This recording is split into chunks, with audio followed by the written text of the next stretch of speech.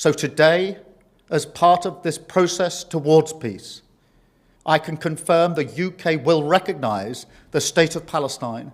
Kerajaan Inggris dilaporkan bakal secara resmi mengakui negara Palestina pada September 2025 mendatang. Langkah Inggris ini menyusul meningkatnya tekanan untuk mengikuti Prancis yang juga akan mengakui negara Palestina.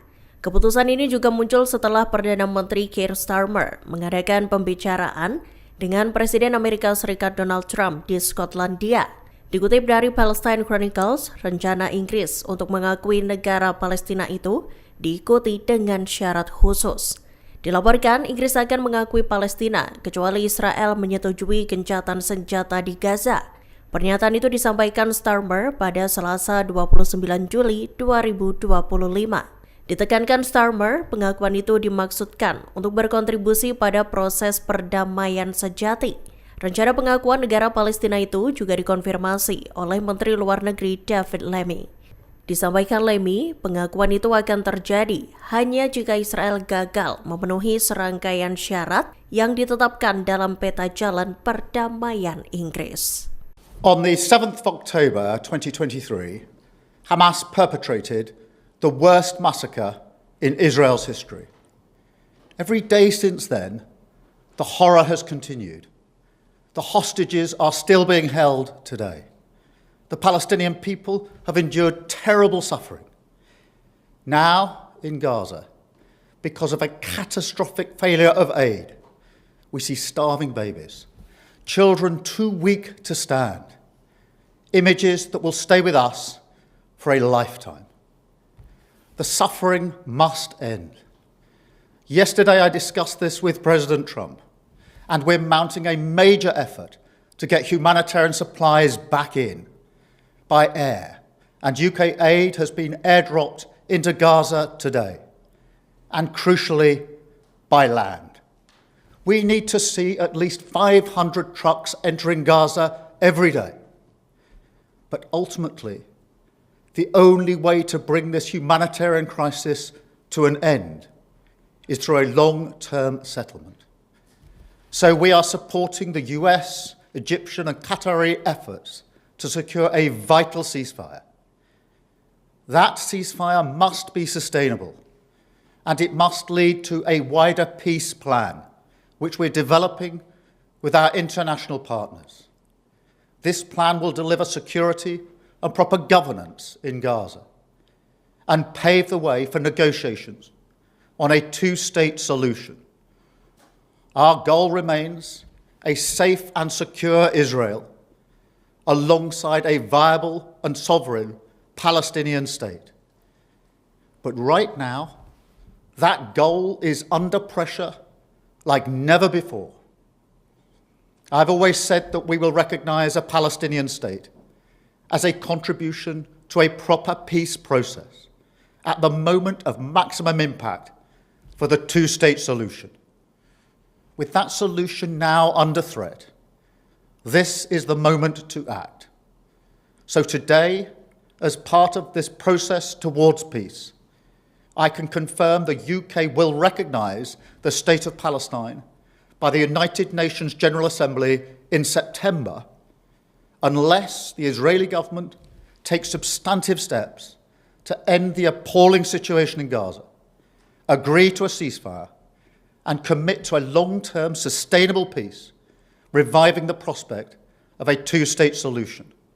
And this includes allowing the UN to restart the supply of aid and making clear that there will be no annexations in the West Bank. Meanwhile, our message to the terrorists of Hamas is unchanged and unequivocal. They must immediately release all of the hostages, sign up to a ceasefire, disarm, and accept that they will play no part in the government of Gaza. And we'll make an assessment in September on how far the parties have met these steps. But no one should have a veto over our decision. So this is the way forward. We will keep working with all our international partners to end the suffering, get aid flooding into Gaza, and deliver a more stable future for the Middle East. Because I know That is what the British people desperately want to see. Thank you. Perdana Menteri Israel Benjamin Netanyahu menyebut militan Hamas keras kepala lantaran menghalangi kesepakatan gencatan senjata. Pernyataan itu disampaikan Netanyahu pada Selasa 29 Juli 2025. Dikutip dari The Times of Israel, Netanyahu juga menyebut militan Palestina itu menghalangi kesepakatan penyanderaan. Seiring dengan itu, sumber pertahanan Israel menyatakan para pejabat telah membicarakan sejumlah langkah potensial di tengah kebuntuan negosiasi.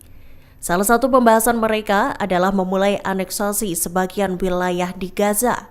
Dilaporkan selesai menarik negosiatornya dari Qatar, para pemimpin Amerika Serikat dan Israel berjanji mencari cara baru untuk memulangkan 50 sandera yang masih ditawan Hamas.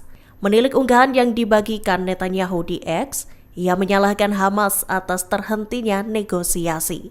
Ia juga menyebut Hamas sebagai hambatan besar dalam perundingan yang dilangsungkan.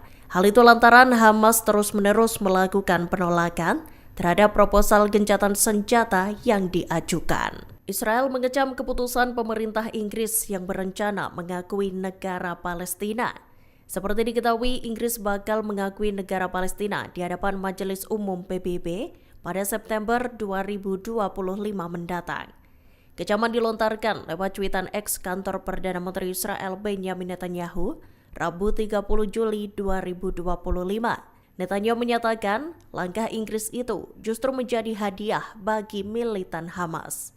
Dikutip dari Anadolu Agency, Kementerian Luar Negeri Israel juga menyebut rencana Inggris itu malah akan merugikan upaya dalam mencapai gencatan senjata di Gaza. Begitu pula dengan pembebasan sandera yang masih berada di tangan Hamas. Diberitakan sebelumnya, Perdana Menteri Inggris Keir Starmer menyatakan bahwa pemerintahnya akan mengambil langkah untuk mengakui negara Palestina. Pengakuan itu akan dilakukan jika Israel gagal mengambil langkah-langkah substantif untuk mengakhiri konflik di Gaza. Hal serupa sebelumnya juga dinyatakan oleh Presiden Prancis Emmanuel Macron yang menegaskan bahwa negaranya akan mengakui negara Palestina di sidang PBB mendatang. Inggris menepis kritikan yang dilontarkan Israel bahwa pengakuan negara Palestina justru akan menguntungkan Hamas. Seperti diketahui sebelumnya, Inggris menyatakan bakal mengakui negara Palestina pada September 2025 mendatang. Pengakuan itu akan dilakukan jika Israel tak mengambil langkah-langkah untuk mewujudkan perdamaian di Gaza. Namun rencana Inggris itu menuai kritikan pedas dari Perdana Menteri Israel Benjamin Netanyahu.